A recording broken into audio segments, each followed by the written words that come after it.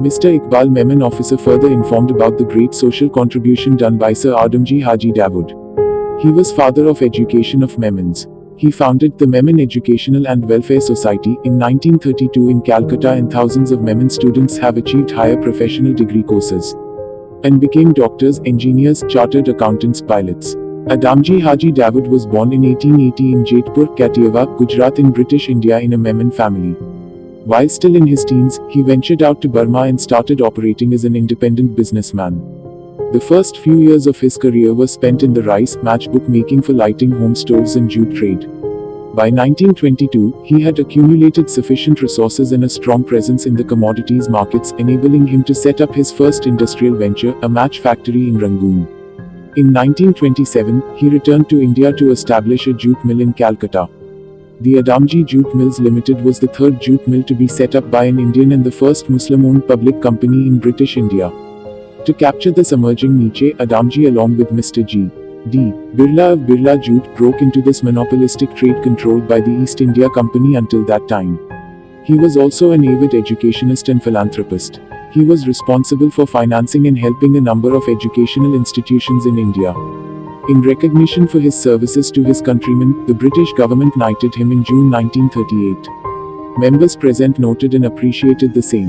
Mr. Aziz Machewala, Mr. Altaf Holi, Mr. Shakir Bathliwala, M. Shahabanu Gala, Mr. Imran Fruitwala, Mr. Salim Nagani, Mrs. Ghazala Azad, Mr. Hanif Rulania, Mrs. Razia Bai Chazmawala and Mr. Sohail Memon also offered their homage to Sir Adamji Haji Dawood by appreciating the great dedicated services rendered. आज 27 जनवरी आदमजी day हम मनाने जा रहे हैं, जिसकी sir Adamjee Haji Dawood वो शख्सियत थी कि मेमन बरादरी कभी भी उनको फरामोश नहीं कर सकती है। उनकी जो कुर्बानी मेमन बरादरी के लिए और ख़ास करके एजुकेशन के लिए जो उन्होंने काम किया, मैं एक ही अल्फाज में उनके बारे में ये बोलूँगा कि बरसों सदियों जीने के लिए सदियों की उम्र की ज़रूरत नहीं होती है। एक काम ऐसा कर जाओ कि सदियों तक तुम जिंदा रहोगे। तो उन्होंने वो काम कर दिखाया है कि भले सदी 100 साल वो नहीं जिए, मगर सदियों तक वो जिंदा रहेंगे। मेमन बरादरी की हालत ये थी कि मेमन के ख़ानदान के जो अफराद थे वो पेढ़िया हिजरत करके पेढ़िया लगाते करते थे बिज़नेस के लिए, पूरी दुनिया में फैल गए।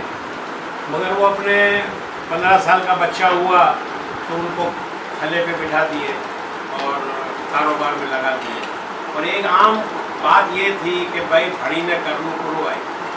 मेमन जमात की तरफ से कि अल्लाह ताला उनकी मग़फ़िरत करे और उनको ऊंचा दर्जा जो काम उन्होंने किया है वो हमेशा वो इंशाअल्लाह सर आदमजी हाजी दाऊद जो है सबके दिलों में जिंदा रहेंगे।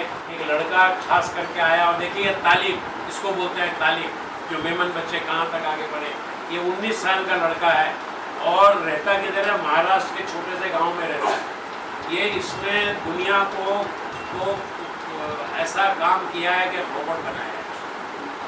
तो ये तालीम का नतीजा है कि आज बच्चे आदमजी हाजी दाऊद की जो रोशनी उन्होंने एक मोमबत्ती जलाई है, उससे मोमबत्ती से उजाला हुआ और आज मशाल बन गया। और मेमन के घर घर ये बच्चे जो पढ़ाई कर रहे हैं, आगे बढ़ रहे हैं, ये मैं कहता हूँ कि ये उनकी देन है और उनसे आगे बढ़ रहे हैं। ये रोबोट जो बनाया है Adamji Dawood, he is known as a father of education, and as a youth, what I say, in our community, something like education is very important and it is much.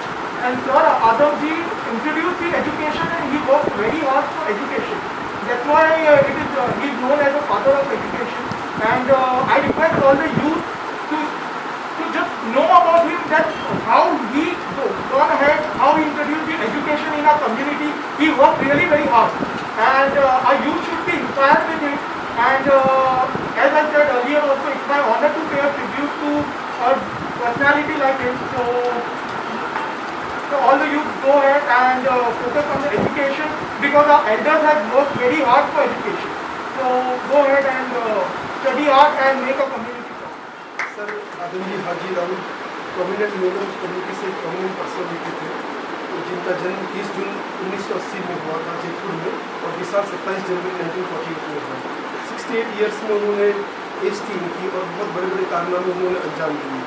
उन्होंने 1932 में Memon education and welfare society की establish किया उन्होंने कलकत्ता से। वही Memon education welfare society फिर बाद में 1950 में बॉम्बे शिफ्ट होगी, और बॉम्बे से काफ़ी, और वहाँ से जो उन्होंने इस्टेब्लिश किया था मेमन एजुकेशन वेलफेयर सोसाइटी को, काफ़ी बच्चे लोग जो गरीब बच्चे हैं जो हायर प्रोफेशनल डिग्री अचीव करके गरीब घराने से थे, और उनकी जनरेशन वगैरह संवर गई। ऑल इंडिया मेमन जमात फेडरेशन की भी जो इस्टेब्लिश हुआ, उसके पायोनियर भी हुए थे 1928 में। उन्होंने राजकोट में मेमन कॉन्फ्रेंस किया था, जिसमें से 3 चीज़ें हुई थी। एक मेमन बुलेटिन करके अखबार का उन्होंने उसमें से हुआ था 1928 में। एक मेमन एजुकेशन वेलफेयर सोसाइटी का फॉर्म करना है, वो उसमें डिसाइड हुआ था, और ऑल इंडिया मेमन जमात फेडरेशन का एक ऐसा संगठन होना चाहिए, वो भी वहीं पे डिसाइड हुआ था। उन्होंने ही उसके पायोनियर थे। 1932 में tribute to him, a good philanthropist, not only a philanthropist but a man with a vision for the education of the society of our community. He was the person who never thought about himself, he thought of the community all the time.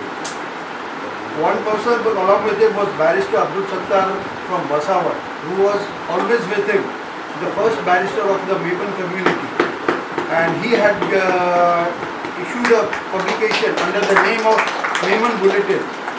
That was the first bulletin of Meban community, which was issued by Sir Abdul Sattar, Barrister Abdul Sattar.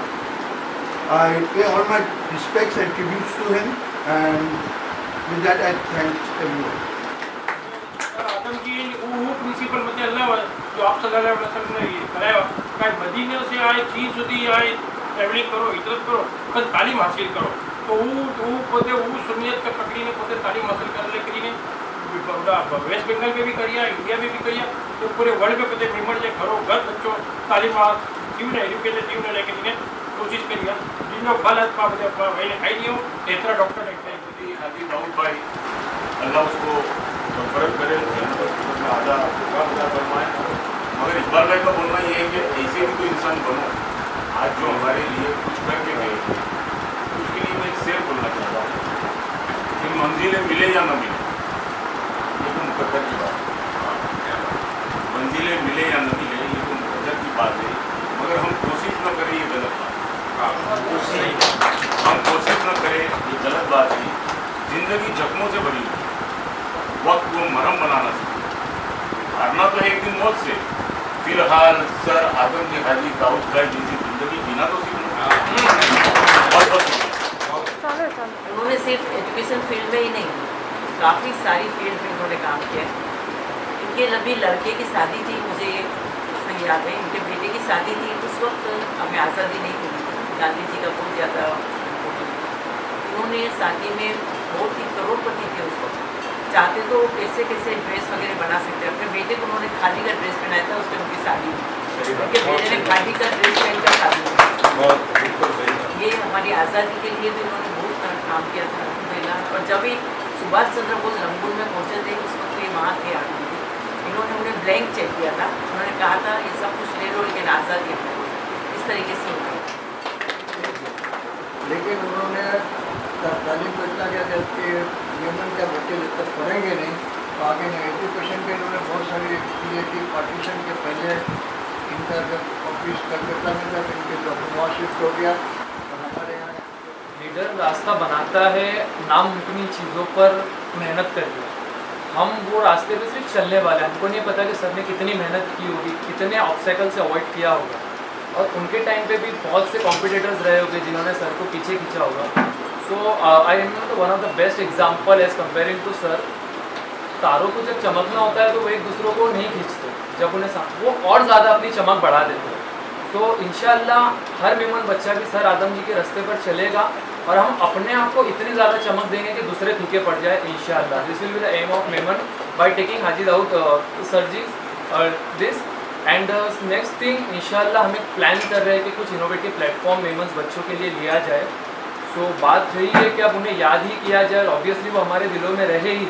तो मेरा suggestion रहेगा Iqbal officer sir से कि हमारे lab का नाम ही उनके नाम पर हो, that will be innovative centre और उनकी रिमेम्बरेंस में हम लोग हमेशा पढ़ते रहेंगे। सब्सक्राइब करें आवाज़ नेशनल न्यूज़ और बेल आइकन दबाना बिल्कुल भी ना भूलिए ताकि हमारे अपडेट सबसे पहले आपको मिले।